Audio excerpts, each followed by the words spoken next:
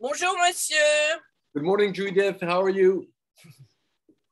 So let's speak about the modern auction, Sotheby's and Christie's. What's your general feeling? My general feeling is congratulations to both auction houses for putting together and managing so well two very strong sales.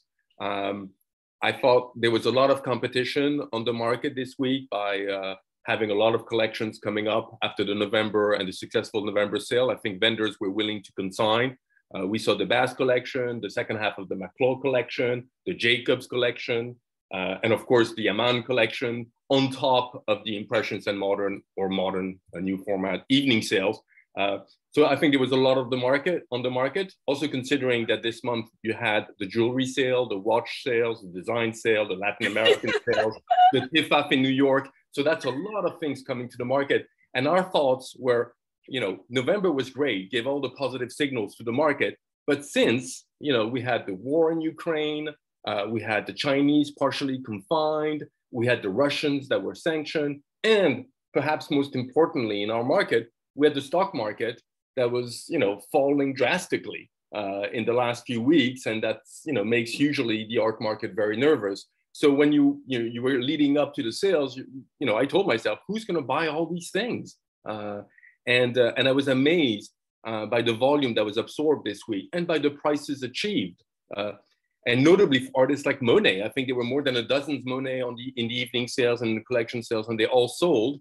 I was very impressed on the high end of the market. I thought it was extremely well managed, and the prices were unbelievable. So I'm and really. So can we focus, for example, what about the Picasso, the Mythic 32 Picasso sold at Sotheby's?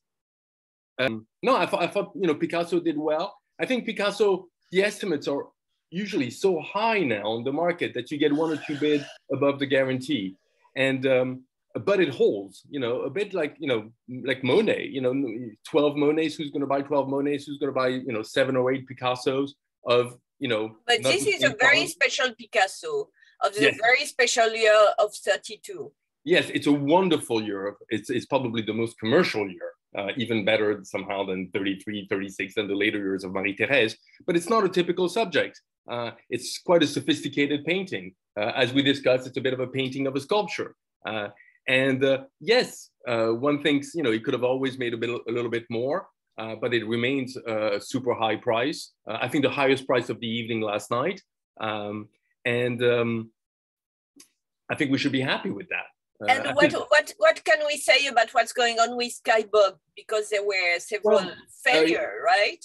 First with Christie's and after with Sotheby's. Yes, I think it's not Caillebotte, the lesson to be drawn. It's not specifically on Caillebotte or on Basquiat. It's the idea that last year's blue chip artists, which we were hoping would create a trend, well, they sort of lagged behind this season. Both Basquiat and Caillebotte didn't do well, and I think it's reflective of the fact that the market is exponential. It's not because you have a top price last November of $53 million that you can create sort of a staircase of valuation.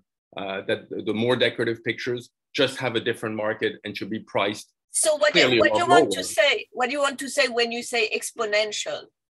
Exponential, what I mean is the growing gap between A or A plus pictures and B pictures. And that's what's so difficult in our business, is that clearly the high end of the market is doing extremely well, although the general feeling is that there were no fireworks except for Mr. Barnes with the shack that did 100 times its estimate. But that's another business. That's sort of a parenthesis in the market. On the high end of the market, I think the prices are sustained and super high. But the next tier of quality, which is usually more decorative, not as historically important, smaller formats, they're doing significantly less. So you have sort of different markets, and you can't base yourself on these top prices to value or to estimate things of a lower quality. Let's be fair, decorative, but of lower quality. So there's the market, that gap is widening. And as I told you earlier, and I think I'll calculate it, I need to look at my numbers, but 39 works so far exceeded the $10 million mark hammer for an aggregate value of, I think, close to $1 billion. So more than half of this week's total so far, or half of it, which is staggering. And all this with 1, 2, 3 bids, or 1 or 2 bidders just fighting it out, and some amazing surprises. But on the high end, I thought I was really impressed, considering the world state, how well it did. And what overall, about autumn? What's your feeling about what will go? That's the big question, is that, you look at the volume, you look at the percentage sold, which was amazing. It was averaging the high 80s, the low 90% sold. So that's pretty good. And yet the feeling is that things will be worse in November. It's still early days, but it seems there's sort of a collective rumor on the market that says, hey, is this a last hurrah? Are we living May 1990? I personally don't think we're living May 1990, because the very structure of the market is completely different from 30 years ago.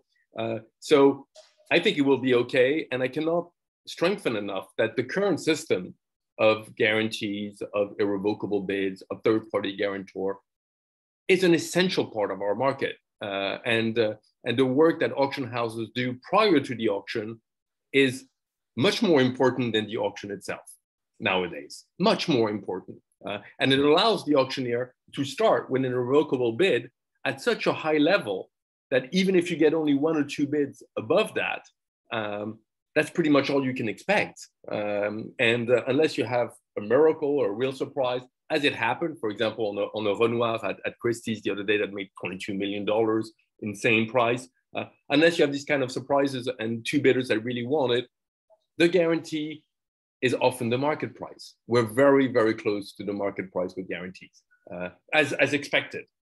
So I think we should understand that the mechanism of the market has changed. And as long as guarantees and third-party guarantors are interested and are keen to do business, then I think November will be okay. And this system is, that's why auction houses now withdraw before the auction. Of course, because if you're carrying a heavy guarantee that you cannot unload to a third party, then you run the risk of the lot remaining unsold at auction, because an in-house guarantee cannot be sold at auction without an exterior bid. And also it gives a very bad opinion about the market in general, which is very bad for the mood in general of the art market.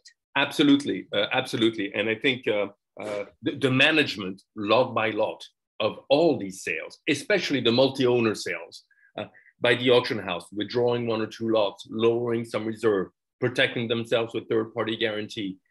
It creates a framework, like an architect, for a building to stand alone.